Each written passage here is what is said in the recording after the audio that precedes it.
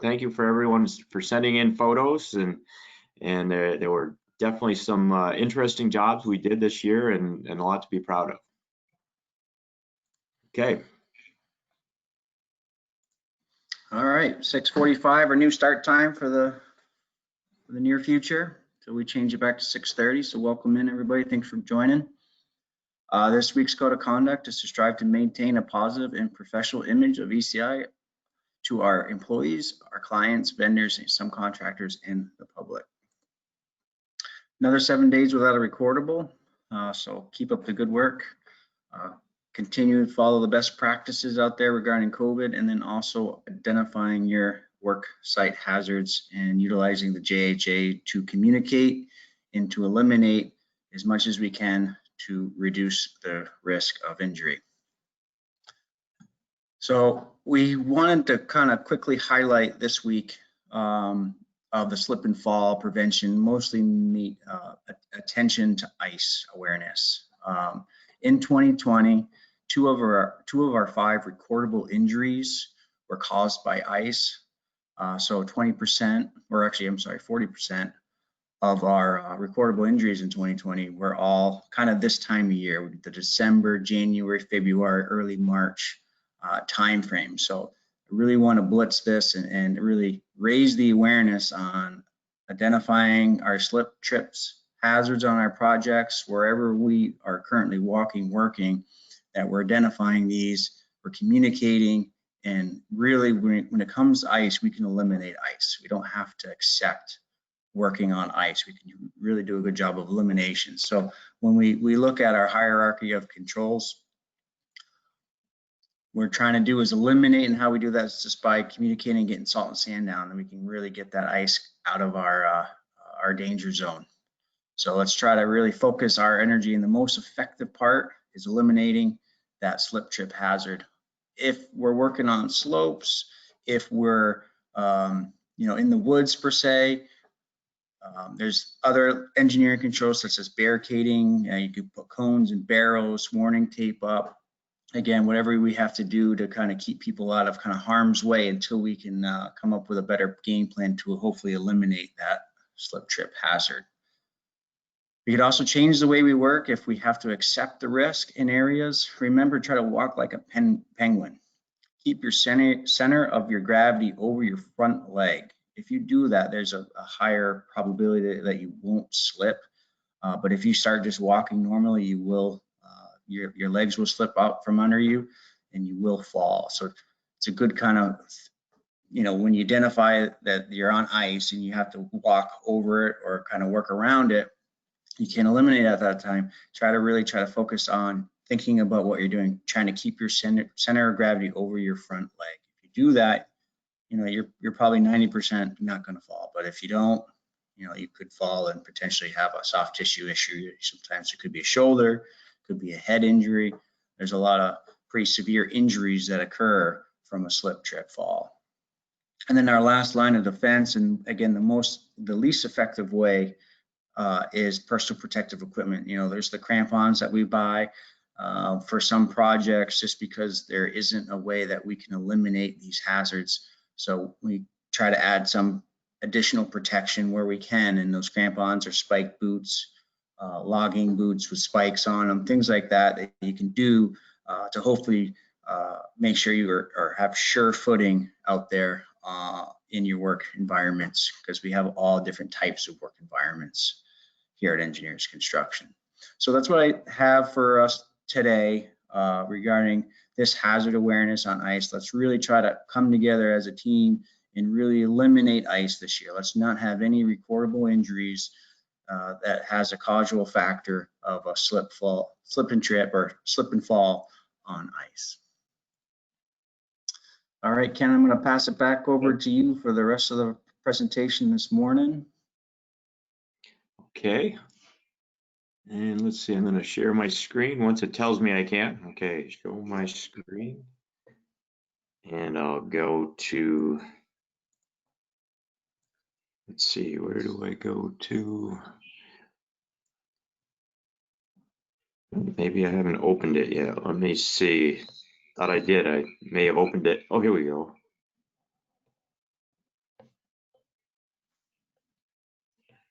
Well, this is an email format instead of the website, but that'll work.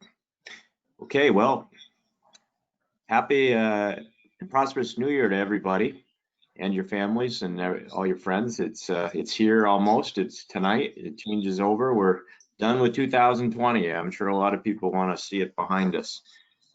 So for the schedule, we got the safety meeting this morning and we started at 6:30 with the slideshow. And from here on out probably until daylight starts to really come back in the morning, we'll be starting safety meeting at 6:45.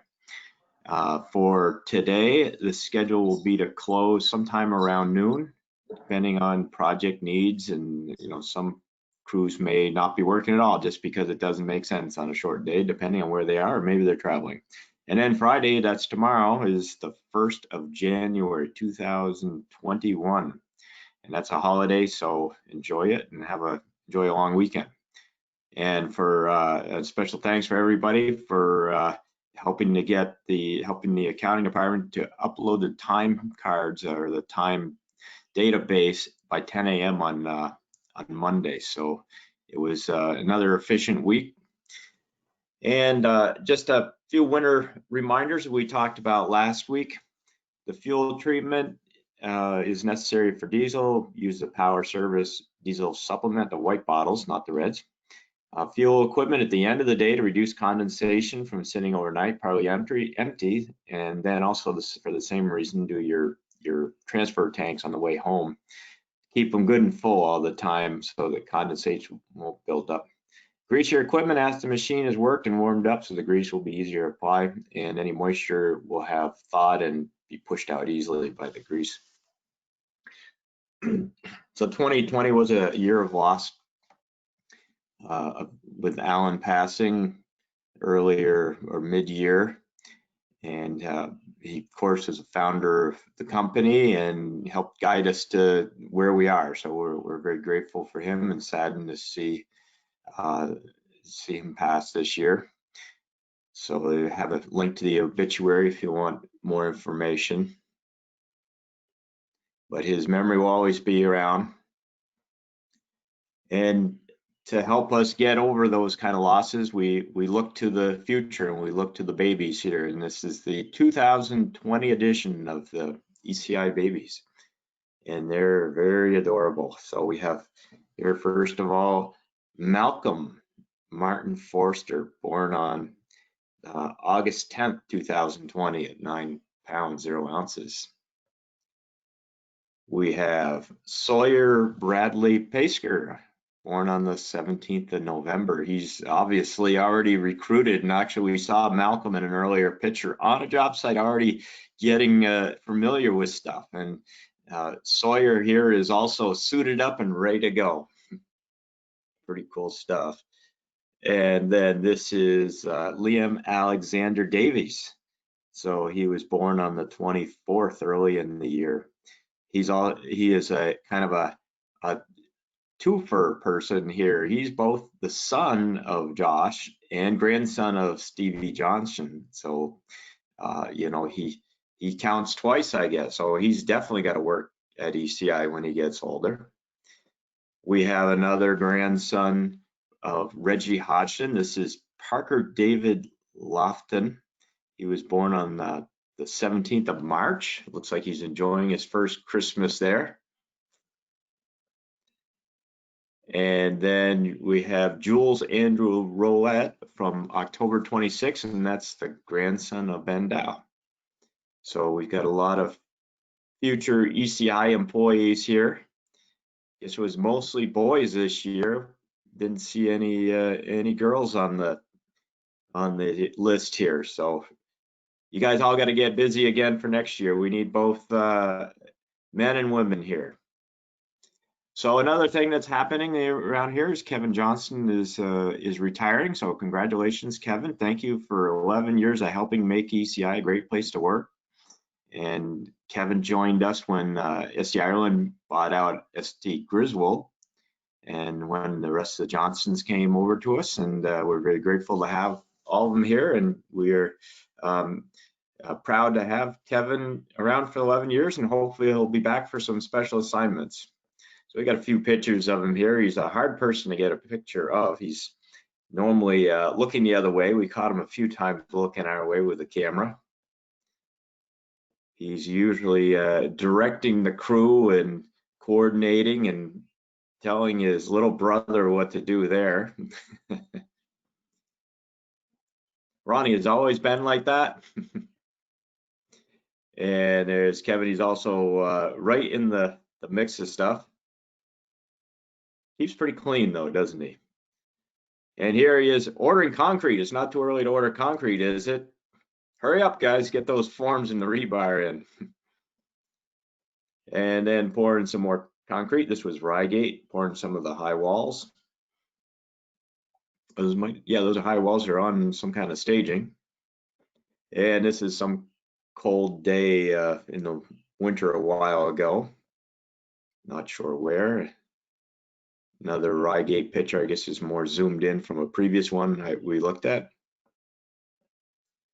And this was for Jen, the sidewalk improvement job, because the big grade changes from the sidewalk to the road. So we had these ramps and things. So congratulations, Kevin. I hope you still come around for special assignments. And the COVID policies are here for your use. And then we get to the welcome to a close.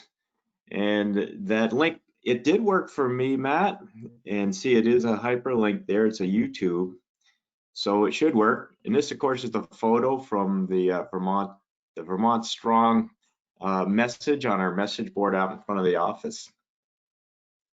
And from the photo archives, we got some badass cowboys here with their gunslingers, I guess. And then that's back from December of 1967. I can only imagine those must be Christmas presents they must be wearing with the hats. I don't know what that one, the taller badass dude, has in his hand, but I think they're both armed with 6-shooters. So very funny. All right, well, Matt, I'll turn it over to you. Everyone have a happy New Year. Be safe. Watch out. I mean, most people aren't going to travel probably tonight. It's certainly a good thing. It's never a good idea to travel on, in my mind, on a New Year's Eve, because there's a lot of problems that happen out on the roads there. But have a good, happy New Year and stay safe. And thank you for everything in 2020. And we're excited about 2021. Well said, Ken. Thank you, everybody. Happy New Year and congratulations to Kevin Johnson. Be safe today. We'll see you next week. See you in 2021. Yeah, 2021. Yep. Bye-bye now.